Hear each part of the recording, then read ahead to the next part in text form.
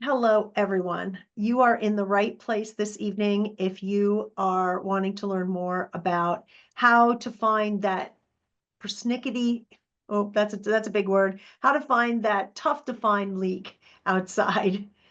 Um, I want to just remind everybody that we have a Zoom set up that is allowing for interpretation in Spanish and Mandarin. And so if you click on the interpretation icon on your Zoom environment, it will give you the option to select the room that you want to learn in. And the slides will still be in English, but you will hear just the interpreter. So go ahead and select that, and then also select mute original audio. That way there won't be any kind of echo and you won't hear me anymore. You'll just be hearing the interpreter.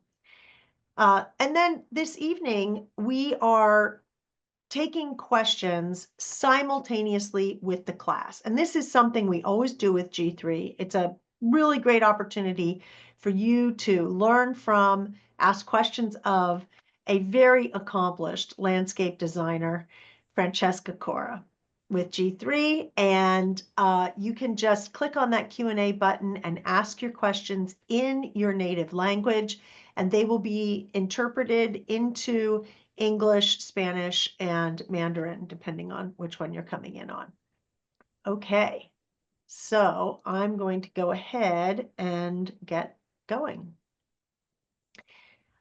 I very much want to thank the people of Walnut Valley Water District for sponsoring this evening's workshop. This workshop is going to be recorded, and so you will be able to watch it as many times as you'd like for the next 60 days.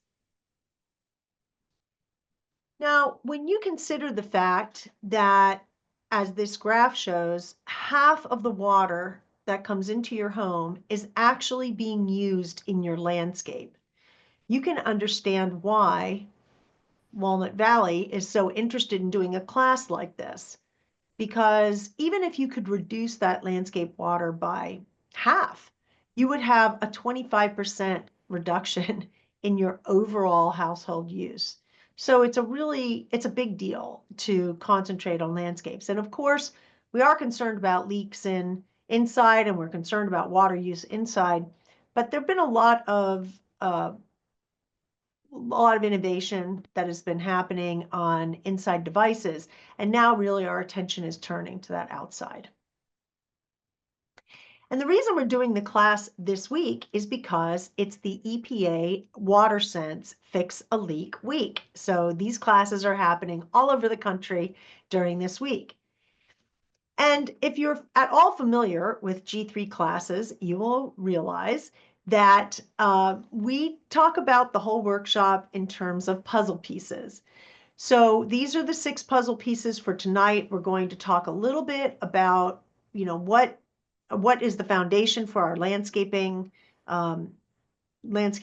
work? How do we identify problems in the landscape? How do we track the source of the water leak? What could possibly go wrong? And then quickly on pool and water features, what do we do to figure out a leak there? And then finally, what are some things that we can actually change in our landscape in order to avoid leaks? And this is especially pertinent for people who are taking out grass and replacing it with new garden. This is your opportunity to actually put in the structure that will avoid leaks in the first place. So let's start by remembering the basics. So leaks are well, let me start with this. The reason I hesitated for a moment is because I thought there was another slide there. So sorry about that. We are going to look at every landscape through the lens of a watershed. And what does that mean? Well, a watershed is an area of land where all the water that falls on it and all the water that's under it drains to the same place. We can actually look at our property as though it's a mini watershed. And when we do that, we are looking for where water is falling on the property first. That's usually the roof. and where it's running off the property into the street, which when it rains is pretty much like a river. Uh, and that's the bottom of our watershed. And everything between our roof and where the water runs off our property, we are in control of. We can make all the choices to enhance that mini watershed.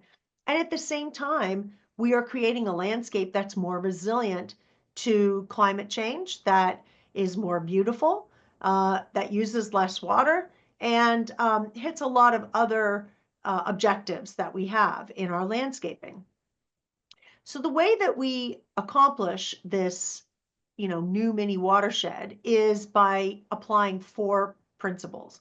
And those 4 principles are: we're going to grow healthy living soil that acts like a sponge. Now, this is important because spongy soil holds onto water when it's dry and releases water when it's wet. So it works both in the rain and during the summer when it's dry. The second thing is we are going to select climate appropriate plants.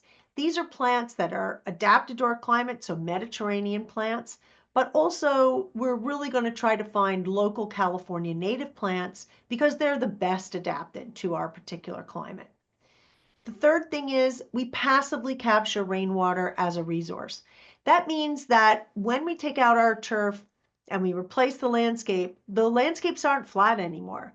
They are contoured, and they're contoured specifically to hold on to rainwater on the property for the benefit of the plants. And, rainwater is free. So let's keep it on our property. Let's use it so that we can reduce the amount of water that we have to put on for irrigation. And speaking of irrigation, this is really where tonight's workshop, fits into this paradigm. And that is the irrigation we use on our mini watershed is highly efficient and supplemental, and we only use it when necessary. So that essentially means that we have efficient irrigation that is manufactured properly. The system is designed, installed, and maintained properly. And we only use it when necessary means that we have an irrigation controller that is a weather-based controller. It's irrigating when the plants need it, not just because it's a Tuesday. So these are the 4 principles of the watershed approach, and we apply these principles to every landscape, and we also apply it to every single class that we teach. And so everything we're going to talk about tonight is going to fit into this, into these 4 principles. So the Fix a Leak Week is really important because annually in the US, about 1 trillion gallons of water are wasted through leaks. Now, that's enough water for an entire year for more than 11 million households. So you can understand why, this is something we're taking seriously. And if you consider the fact that in an irrigation system, if there is a leak that is no wider than the width of a dime, so just think about how thick a dime is. It's about 1/32 of an inch. That thickness would actually waste 6,300 gallons of water per month. So every month that break is there, you're wasting more than 6,000 gallons. Now, I think it's interesting to remember that a watershed-wise landscape in California that is 1,000 square foot in size needs about 6,000 gallons of water a year. So essentially, we are wasting in 1 month with this very teeny tiny leak as much water as our entire landscape would need for a year. So just to put things in perspective, this is why we're going to spend a lot of time going through all the pieces of the irrigation system to really understand it. So the first thing that I want to talk about for reducing leaks is to understand how your water bill actually works. I'm going to just take a second to go through the key components of it.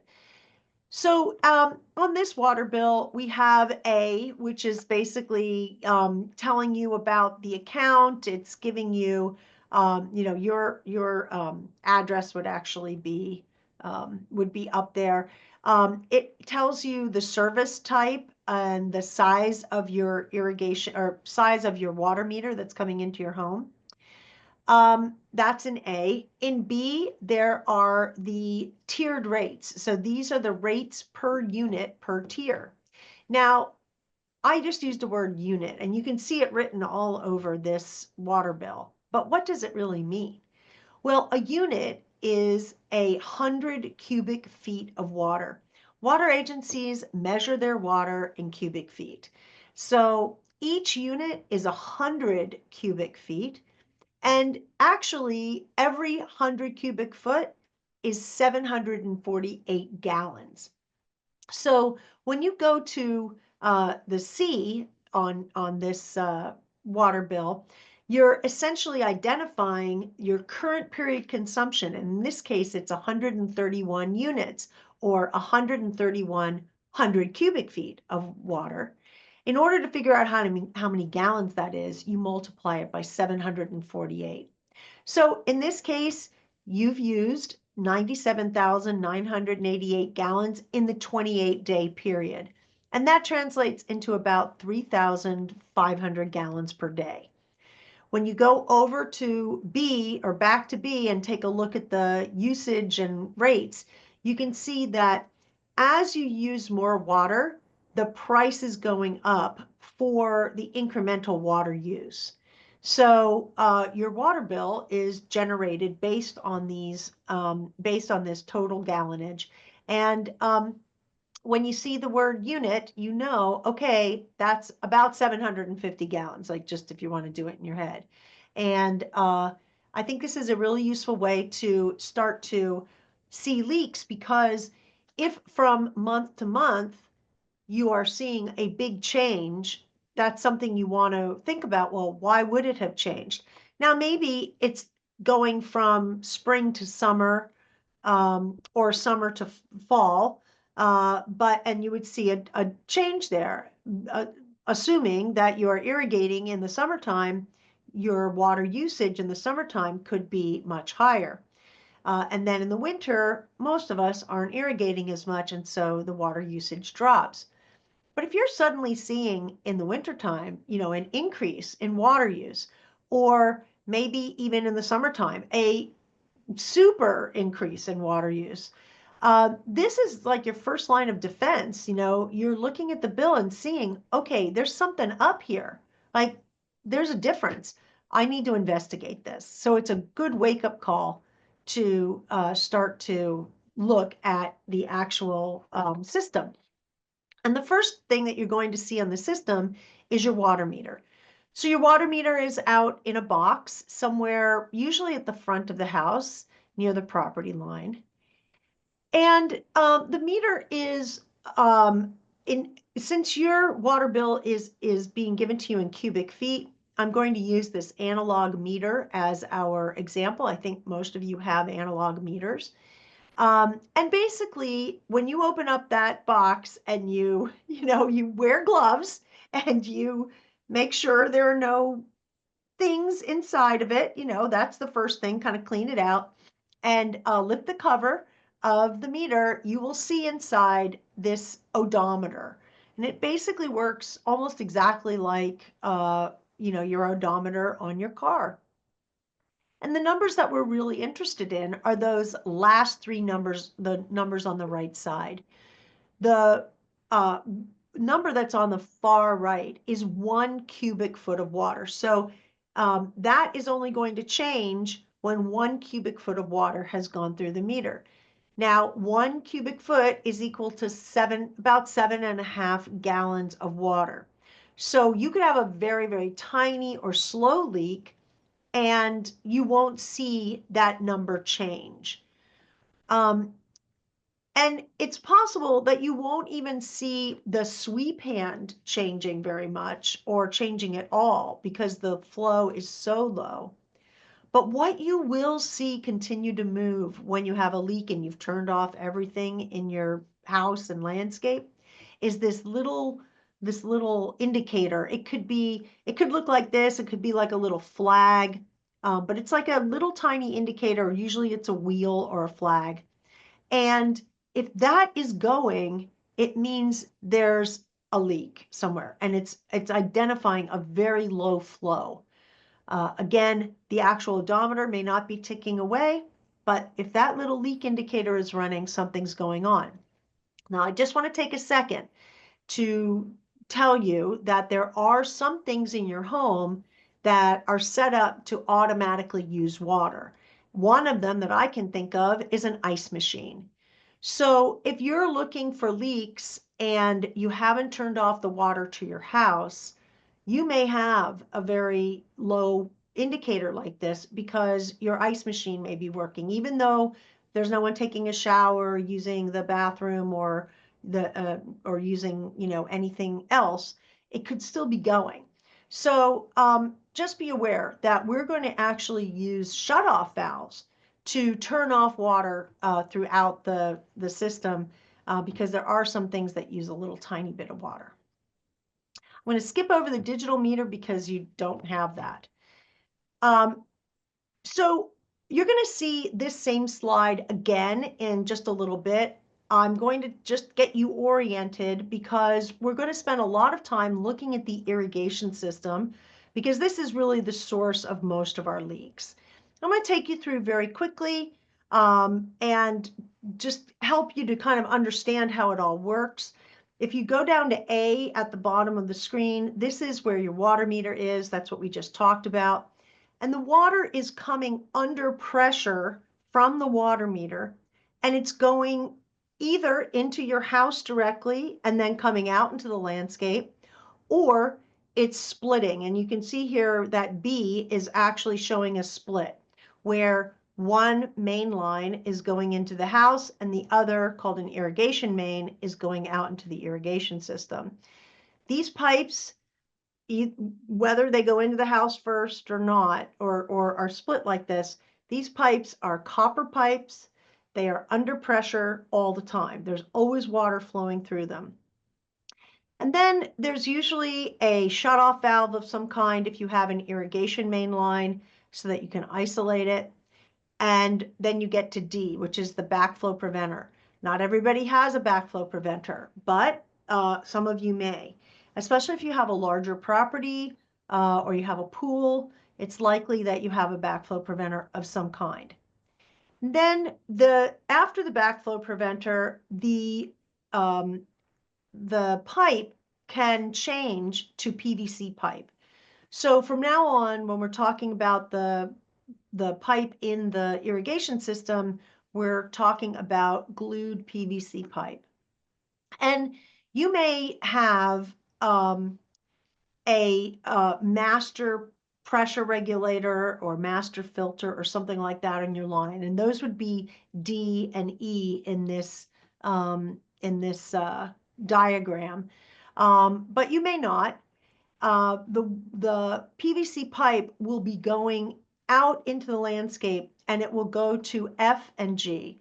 So F and G are your irrigation valves, and they're controlling different zones of irrigation in your landscape. The pipe coming out of the irrigation valve is called a lateral line, and it is going out into the landscape and attaching itself to the emitters, in this case, spray emitters. So F and H are spray emitters, or spray irrigation valves with spray emitters. When the irrigation valve is opened up because the automatic sprinkler, which is K, when that tells the valve to open up, water under pressure is allowed through that valve, and it goes out into the lateral lines, and it pushes the sprinklers up, and the nozzles begin to emit the water in a spray system. In a drip system, which is G and J, a very similar thing is happening. The irrigation valve is told by the timer to open up, and when it opens up, the water comes under pressure and goes out into the drip tubing that's out in the landscape, And each of the emitters that is attached to that tubing will begin to emit water. I think the most important thing for us here is just to understand that K, the controller, is basically the brains of the operation. It is telling these valves to open and close, that the water under pressure is water that is under pressure is only emitting out in the landscape when the valve is open. So that pretty much tells you, how it all works. And now we're going to kind of go through it step by step. So one of the first things you're going to do as you walk around is identify all the places that you have shutoff valves. They could be ball valves, like these handle things on the left. Those are my favorite, because my hands are it's getting hard to close the gate valves, which is the one in the middle. But they're both valves. They are shutting off water at that particular point. Back at your irrigation or your home main line at your meter, there may be a shutoff that looks like the thing on the right. And this, you need to have a wrench, a pipe wrench, in order to open. So they're going to make it difficult for you to either open or close that. And actually, it would be open. So if you were going into the valve box, you would be trying to close it. And yes, so you would need to have a pipe wrench in order to close that particular valve. And this would basically be shutting off, this is called the water main shutoff, and it essentially turns off all the water to the entire property. So now there's no water coming through the meter and onto your property. And something I want to mention is that any water that's coming from the street into the meter is the responsibility of Walnut Valley. But once it passes through that meter, it's your responsibility, no matter how far away from your house it is. Everything that is on the other side of the meter is you have to take care of. Okay, now let's try to identify the problem. We figured out how to shut off the water to our property. Now, how do we find the problems? Well, we're going to have to look for some clues. And the first thing I recommend is that you invest in getting a soil probe. A soil probe is a great landscape tool that allows you to see what's happening below ground, because it's not always obvious from above ground, especially with these irrigation lateral lines that are buried under the ground.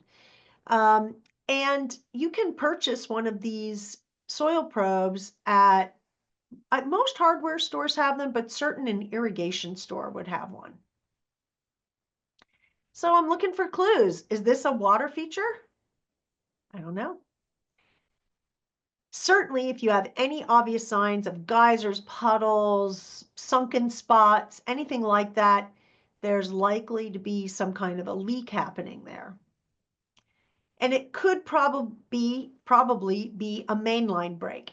Do you see this this break? This is pretty much the break that is about the size of the width of the dime.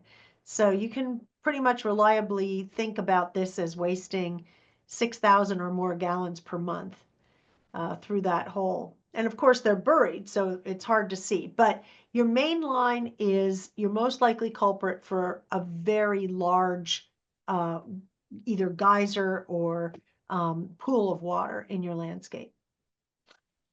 Now, if you have little pools of water around, it could be a break in a lateral line. Remember, these are the PVC lines that are out in the landscape for the irrigation.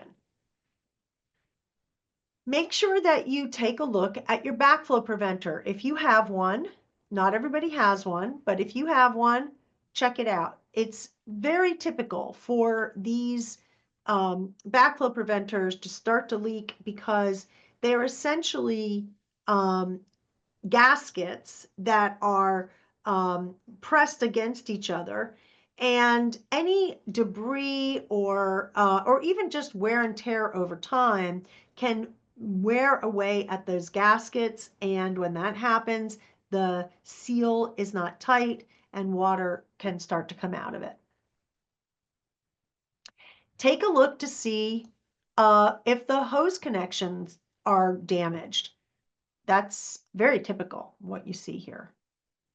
Or maybe a shutoff valve seal might be damaged. Pretty much anytime you hear the word seal, think that it could be damaged because, again, these are basically rubber seals that are inside of these devices. And when debris gets in there or over time, wear and tear can actually damage those rubber gaskets. Sometimes drips are very subtle, and I recommend that you take just a piece of, a folded up piece of paper towel and go out. Now, this is after you've shut off your water. Go out and just put the towel underneath the hose bib and see if there's any water coming out of it. So it could be very, very, very subtle. Yeah. And you could do that pretty much with anything to see if it's dripping. If you're seeing something like this, it could be a really bad thing because this could very easily be some kind of a break underneath the concrete. And we're going to talk about that in a little bit, but yeah, it's not good to see water coming up through the cracks in your concrete. Algae on the valves or any other kind of debris on the valves really isn't a good sign. The valves themselves might be leaking. The valves on the left are called globe valves. They sit in a box in the ground. If you have a backflow preventer, it's likely that your valves are in the ground like this. If you do not have a backflow preventer, it's likely that your valves look more like the ones on the right and are above ground. These are obviously leaking. But what I want to tell you is it looks really intimidating. But most of the things in your irrigation system can be screwed apart or screwed back together. They take a little muscle to do it, but I want you to have the confidence that you can maybe you have to get a little YouTube video, to help you out a little bit. But you can actually open these things and take a look at them. So don't be too scared when you see something like this. You could fix this yourself. Where galvanized pipe meets copper or meets PVC, this is an excellent place for a leak. And then we get into the actual emitters, this pop-up spray heads, they could be tilted, or like on the right-hand side, this is very low pressure. You see, it's just like dripping out of it. It's not being released at the right pressure, so that's a problem. Broken or clogged heads can have these kinds of geysers, and you have a head like this right next to your driveway, because for some reason, irrigation design has put sprinkler heads right against the hardscape of the driveway or a sidewalk. And this one in particular is right there in the corner. And every time you come home, you drive over it and it's basically just not in good working order anymore. If you have old galvanized sprinklers, they are definitely need to be abandoned. And your drip irrigation could even be, broken. It could be damaged by someone using a shovel on it. It could have been chewed on by a rodent. There are a lot of ways that drip irrigation can actually be damaged, and it would, look like this. Now, maybe you're observing a plant above ground and you're saying, hey, this thing is dead. What's going on? Well, this is why you have a soil probe. You use that soil probe and you get down into the roots of this plant to see, is it too wet or is it too dry? Because the plant from above is going to look exactly the same if it's too dry or too wet. And one of the biggest problems we see in landscapes is this appears in the landscape, looks like a dead plant or too dry plant.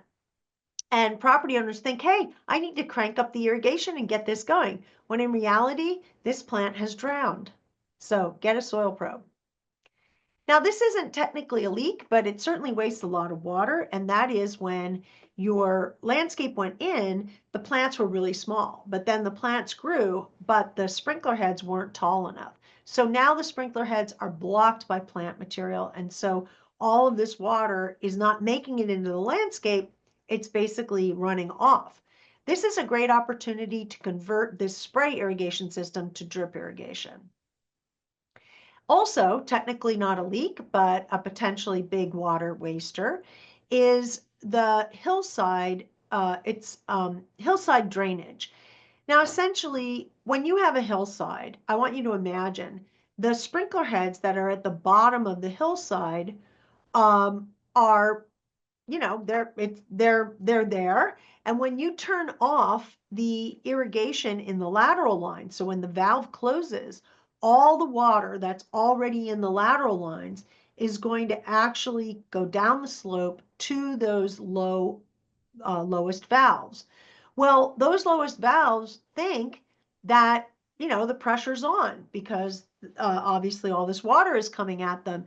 So if they do not have check valves in them, they will actually open up and let all that water out. You want to keep your water in your lateral lines. So the way that you do that is you replace the spray heads. If you're keeping spray heads, you replace them, the ones at the bottom of the slope or at any depression, really. You replace those sprinkler bodies with sprinkler bodies that have check valves in them. So you don't go and ask for a check valve. You just ask for a new sprinkler body with a check valve. You take the old one in and ask to get something that has a check valve in it. And then that will actually keep the sprinkler from popping up when it has just the little bit of pressure from the lateral draining. Also technically not a leak, but a big water waster, is when you have too high pressure and that system starts to mist like this. So this is a perfect example of a spray irrigation system that has much too high pressure coming into it. And so the system can't operate optimally. The optimal pressure right now for sort of new spray systems is around 50 psi. And a lot of us have much higher pressure coming into our homes. We like to have the showers, that are nice and strong. But the landscape doesn't want that high pressure. It wants pressure that is reduced from that. So if you have this going on in your landscape, you're wasting water because that water is not getting onto the landscape properly. So how do we track the source of a leak? Well, we have to sometimes swim upstream. The first thing is we're going to go back to our water meter and we're going to actually use our water meter as the indicator for whether there's a leak in the property. So we're going to keep our eyes on, remember on the last meter I showed you, it was a little blue dial. Now it's this little red dial. This is the low flow meter. And so we're going to keep our eye on that, whether or not it's moving. If it's moving, we have an issue. If it's not moving, things are good. So remember, we've shut off all the water to the property. And now we're going to turn the water back on for the property, but we're going to go to the very first shutoff valve that is on the property. And now in this case, it's right at the house. So this main line came up to the house, and now there's a shutoff right there to turn the water off beyond to the house. What are we doing? Well, we're essentially isolating that main line because now if there is a movement in the, I just said something wrong and I'm sorry, I'm going to correct myself. We're not turning on the water in the meter yet. We're not turning on the water in the meter yet. We're actually keeping that off. And now we're shutting off the water to the house. If the little dial is running, it essentially means that there is a leak in the main line. So you've basically isolated that main line between the meter and the house. And this gets a little tricky if you have a separate landscape main line. You want to make sure that's turned off as well when you do this. And you essentially want to be just really isolating that section. So wait for 10 minutes after you shut everything off to make sure that all the lines are charged if there is a leak, and you can actually see what's going on. So if there's no leak, looking at the main line, that's great. Now you can turn the house shut off. You can turn it, keep it turned off, and now you can turn off the irrigation main line. We consolidated these slides, so I just have to think about it for a second. You can turn off the irrigation main line or any water that's going to the irrigation, and now turn on the house. So now the main line is there, there's no leak there, and the house water is on, but the irrigation is shut off.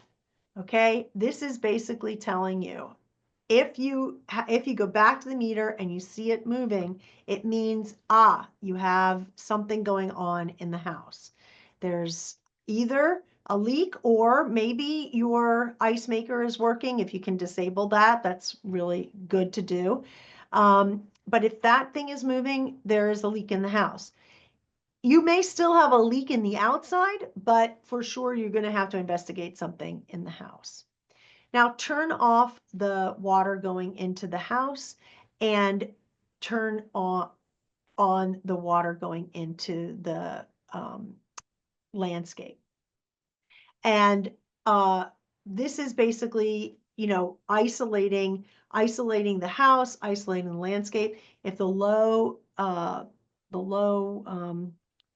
indicator is running, but no sprinklers are on, and the water is only going to the landscape, this means, we have a leak in the landscape. So this is going to take you probably 30 minutes to do, because you're going to wait for 10 minutes each time you turn off that shutoff valve, and you go back to the meter, or maybe get another person to help you look at the meter.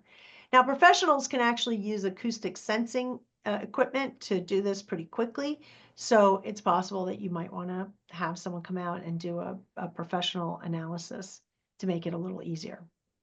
But what could go wrong? I mean, if you identify that you do have some kind of leak, what are the possibilities? Well, we're going to go back to the irrigation system, and now we're going to actually go through the components of the irrigation system and see what's going on. The first thing that I do whenever I'm, looking at an irrigation system is I make sure, first of all, that the irrigation controller is off, because I don't want it accidentally turning anything on. I'm now going to walk around the property and look at the various components of the system, and just listen, really hear, try to hear, do I hear water moving? Do I see any kind of pooling of water? I usually take a few flags with me so that I can put those flags in the ground where I have questions. And I just get a general sense of what's going on. Then I'm going to come back and I'm going to start to use all the shutoff valves that are in my irrigation system and systematically walk through shutting things off. So isolating sections of the irrigation system to determine, okay, is there something happening back at the meter? Is it moving or not? And this is a way that we can start to kind of go, component by component. We start with the backflow preventer if you have one. Is there, so the little blue things that you see on here are shutoff valves. When they are in line with the pipe, the water is flowing through. When they are perpendicular to the pipe, the water is not flowing through. So we can actually isolate what's going on in the backflow preventer. If we have pressure regulation, we can take a look at that and see, is that working? Again, when the valve is in line with the pipe, that means water's going through it. But if it's perpendicular, it's been shut off. And so we're going to, shut it off and see what happens. Now we've shut off all the water past, past this particular device. And so now we can tell, is it leaking? Okay, well, that means it's right. It's going to be here. It's going to be somewhere around here. And once we kind of go through the shutoff valves, we are going to eventually get to our irrigation valves. And we can use the irrigation controller to open and close those valves. So now we can go back to the irrigation timer, either plug it back in or turn it on. And we're going to go through each irrigation zone, and we're going to run the irrigation, and we're going to see what we can observe. And I just want to tell you that I would put at least 10 minutes on the irrigation zone so that you can really walk around and see what's going on. And this is also a good reason to have flags so that you can start to put them in the ground. Look at the valve itself. Is it actually leaking or not? The globe valve is the one in the ground, and these are the anti-siphon valves. They are the ones above ground. If you have these kinds of valves, you probably don't have a backflow preventer. Now, I want to draw your attention to something right away because there are going to be a lot of pictures about these anti-siphon valves as we go through the presentation. And there's something wrong with this installation. And I will tell you right now, it is the fact that this white pipe is above the ground. The white pipe, the PVC pipe, is not supposed to be above grade. It is photodegradable. It breaks in sunlight. So the white pipe is only meant to be buried underground. When you see an installation like this with the white pipe above ground, it's an indication that there's a lot that could be going on wrong with your valves, and it's a good opportunity potentially to replace those valves. PVC is very easily damaged from pressure changes, from temperature, and from sunlight. So it should never be above ground. So here's a picture of what looks like a really nice, neat anti-siphon valve installation. But you now know, there could be something wrong here because we have the white pipe above the grade, and that's not correct. But when you look at these anti-siphon valves, you're going to look to see, is there any kind of leak happening? Now, sometimes they leak a little tiny bit when they turn on or off, and that's kind of normal wear. What you're looking for is, does it leak while the valve is on or when the valve is off? So not at just the open or close, but, this is an example of something that you can actually take apart and fix. Ooh, wrong way. Here we go. So you can actually take this apart, and don't be afraid of it. The bonnet, which is that top part, which is the circled bit there that looks like a little hat, that can actually be unscrewed with a screwdriver. You can open this up, and inside you're going to find a gasket, a spring, and a little component that kind of makes it all fit together. And if debris has gotten into the valve, it's going to be right here. So this is a great opportunity to open it up, clean this off in a bucket of water or with a hose, and then put it back together. And it's likely that, that's all the issue was. If you have to replace something here, these are very inexpensive components to replace. So the internal components can be gotten at a irrigation store, and you can definitely replace just that, just the internal stuff. There are plenty of examples online of how to do this, and I really just want to encourage you to go ahead and try. If you have any handiness at all, you can do this. Okay, so now you're going to look out into the irrigation zone and see, is the spray emitter that's the furthest away from the valve, is it spraying at exactly the same vigor as the first sprinkler? If the last sprinkler is less, spraying less, you have a pressure drop, and that could indicate a leak in the line. You can also use a pressure gauge like this, which is also very easy to attach. They're pricey to purchase. It's kind of a professional piece of equipment, but once you have it, boy, you can tell very, very quickly by attaching it onto the sprinkler head. at each of the spray heads, if you had like a little pooling or something going on, you might want to dig up around the spray head and check for damage at the point of connection. The point of connection is where the spray body is actually connected to the lateral line. Now, it could be connected directly onto the lateral line, like the inset picture shows you, or it could be on a little swing joint, like the picture above with the hands shows you. And this connections are a place where there's likely to be a problem. The nozzles of the sprinklers can also be removed and can be rinsed out. Again, pretty easy to remove those nozzles. Usually depending on the type of nozzle you have, there might be a little tool that you can use, or little pliers, and you basically take it apart. There's a tiny little screen or filter inside of that. Everything gets washed off and then put it back together, and chances are high you fixed the leak. If you have drip irrigation, I highly recommend that you have installed at the end of each irrigation line something called a tattletale. A tattletale is a 6-inch or taller pop-up sprinkler that does not emit water. So it has a cap on it, or they make the drip irrigation manufacturers make them like this, that they're a different color. Essentially what you're doing is this is attached to your drip line. I know it's a pop-up, but it's attached to your drip line. But it's telling you that the drip irrigation has enough pressure in it to pop up that sprinkler line. And this is great because it can help you identify where the drip irrigation is. Your drip irrigation is buried at least under mulch. So a tattletale is actually something that will, tattle that the irrigation is working. If you have drip irrigation, it's going to be tricky to find your leaks, but again, you're going to have to check your points of connection.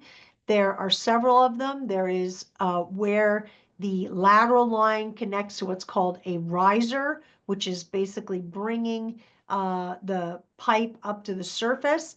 And then your drip irrigation tubing is going to connect into the riser in some way. And these are often compression fittings. There are things that can go wrong here. You're going to want to dig that up and take a look at these points of connection. And then look to see if the emitters themselves are working.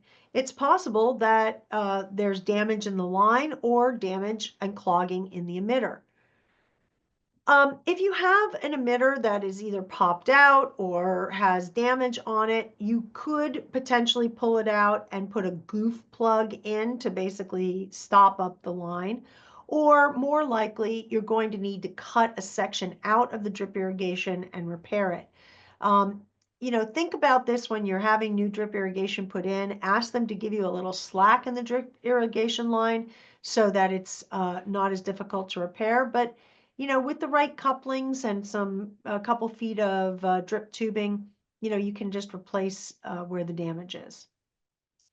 At the end of each line, there should be what's called a flush valve. The flush valve is a device that allows you to actually open up the drip line and let water flow through it. And this is super important for keeping debris out of the line. So you flush these things, once a quarter when it's first installed, and then a couple times a year thereafter as part of your maintenance. Okay, so let's just talk quickly about pools. Pools are great sources of leaks, and it can be really daunting, when you think you might have a leak in the pool. There could be big wet spots in your yard, or tile maybe is cracking off. The first thing that you're going to want to do is walk around all your equipment and really look at it. It should not have any water happening around the equipment. The equipment should be, that pad should be essentially dry. So if you see corrosion or you see water there, obviously this is going to be a leak that needs to be fixed. The skimmers and the lights in the pool or the water feature are pretty much the culprits for leaking. And in some ways that's good because it's relatively easy to fix something that is already perforating the shell of the pool. So count yourself lucky if it turns out that the leak is actually there at the skimmer or the light. But a way that you can figure out whether you are just having really fast evaporation or what's going on is very simple. You get yourself a bucket and you put that bucket at the top step going into the pool, and you use a Sharpie pen, waterproof pen, to mark a line where the water comes up on the outside of the bucket. So you're going to mark a line there, and then, mark a line on the inside, maybe put an A or something next to it. But then you fill up the inside of the bucket up to that line. So you basically have water inside the bucket and water outside the bucket at exactly the same height. Then you wait for 24 hours. After 24 hours, if the pool water side has dropped below the water inside the bucket, you have a leak. Because evaporation is going to work equally on the outside of the bucket and the inside of the bucket. But a leak is going to make the outside go down faster. So this is a very fast way to determine whether or not you actually have a leak. Now, how do we landscape to avoid leaks? Well, the first thing is consider installing a dedicated irrigation main line and a dedicated meter just for your irrigation. This could be a sub-meter, which is actually purchased from the water agency, or it could be something called a flow meter, which you don't have to purchase from the water agency. A landscape contractor can install that for you. But essentially, this is telling you, okay, I'm isolating my irrigation system. The water going into the irrigation system is going through this meter. I can tell very, very quickly how much water I'm using in my irrigation system. Or in my pool. So if you have a large property or you have a pool or something, definitely having an irrigation main line is a great idea. But I think it should be in every landscape, but sometimes it's cost prohibitive. Also, consider installing a water monitor. There are wonderful water sensors out there, and water agencies are giving rebates and so forth for the installation. These attach to your water meter itself, and they detect leaks, and they actually track water usage and send you messages to your phone. So it's a great way of actually demystifying your meter, and you don't have to open it up anymore and look at the spiders inside. Also, consider putting in as many shutoff valves as possible into the landscape. Shutoff valves are those, those gate valves and so forth. I think of shutoff valves as control. I want to isolate every major part of the irrigation system in a way that I could turn things off very quickly if I do have a leak. So more shutoff valves is much better than fewer. Consider it, for example, like if your irrigation line goes under the sidewalk out to the parkway, put a shutoff valve before it goes under the sidewalk, right? It's a good way to isolate things. Make sure that your pipes are buried at proper depths. This is a very sad picture from a project that we were working on. We went to install this tree and we hit a main line.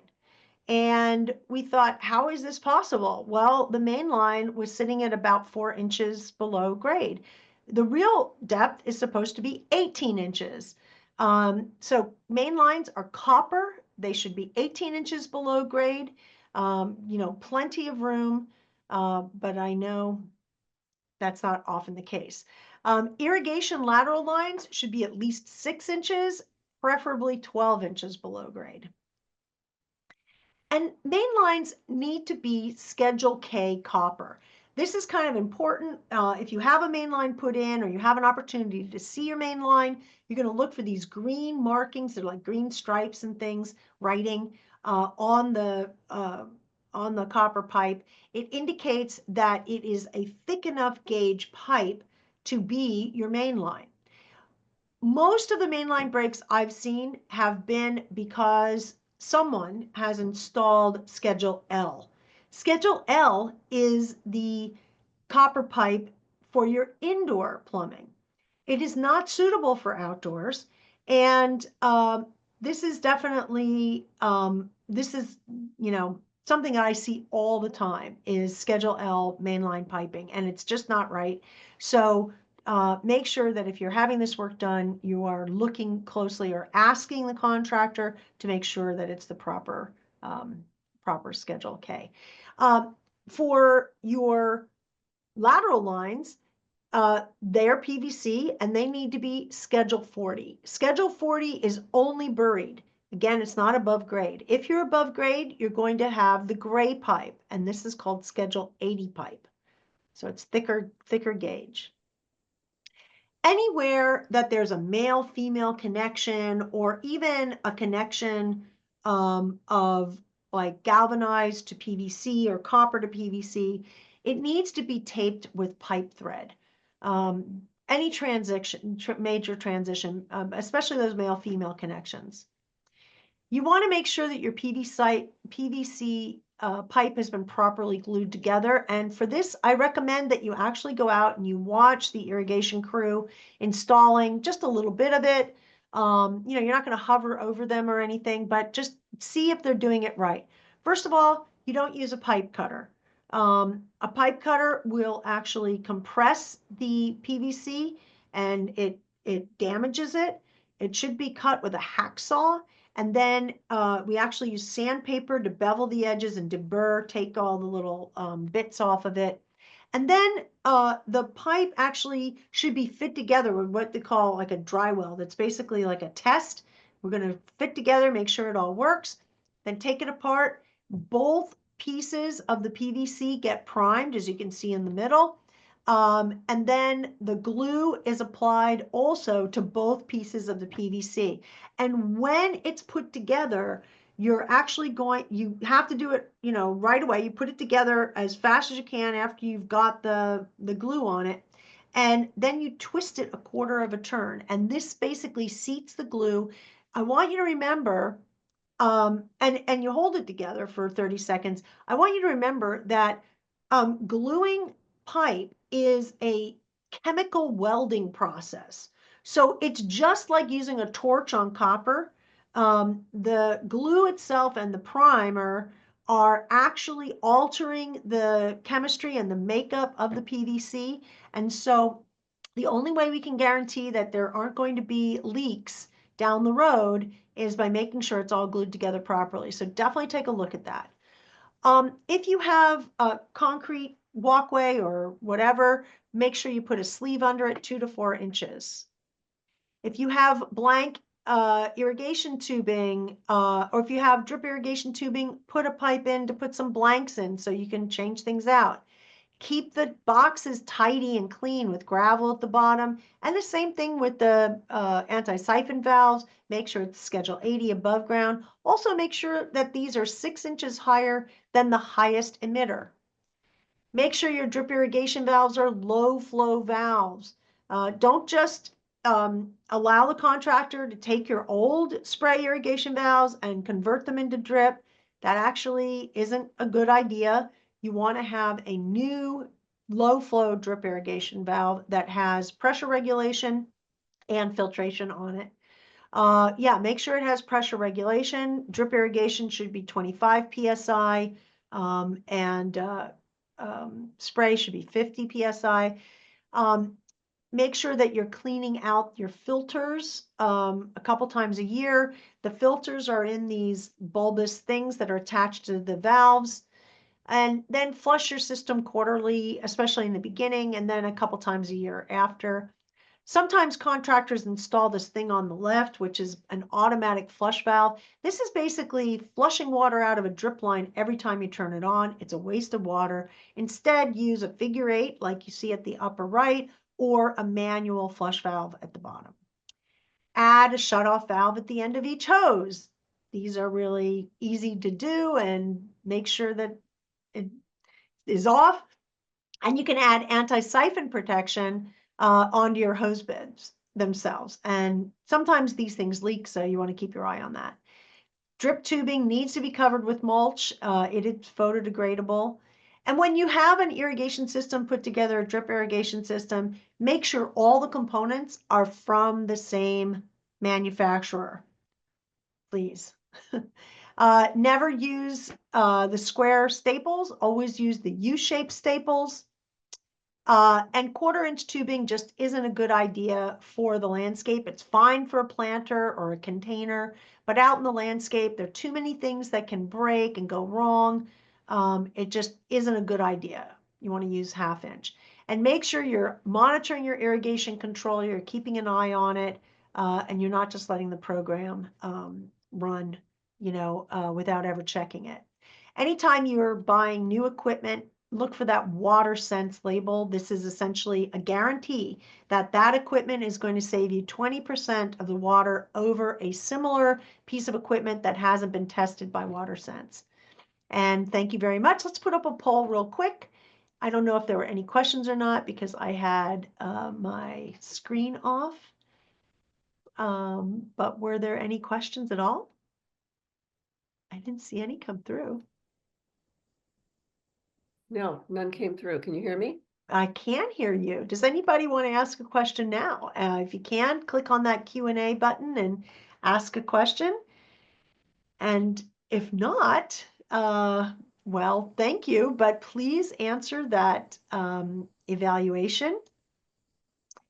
It's a lot of information. You are probably going to want to watch this again and stop it and take notes.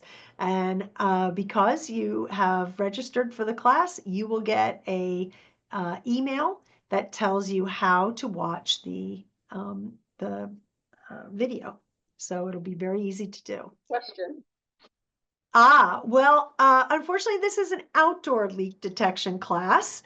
So the only thing that I can say about detecting indoor leak is making sure that when you're doing your isolating the house and isolating the landscape, make sure all that landscape water is off. Make sure that inside the house, there's nothing on, there are no kids doing anything, no one's washing laundry, and make sure that that ice machine is unattached. Now, I can't think of anything else that automatically runs water. I think the ice machine is pretty much the culprit. And then go out and take a look at that water meter and see if it's moving. But honestly, the best detector of leaks for indoors and outdoors is one of those leak detection devices that goes onto the meter. There are several different kinds, and water agencies are actually providing rebates on some of them. And so that's a great way to detect leaks in real time. You get a notice on your phone that something is up.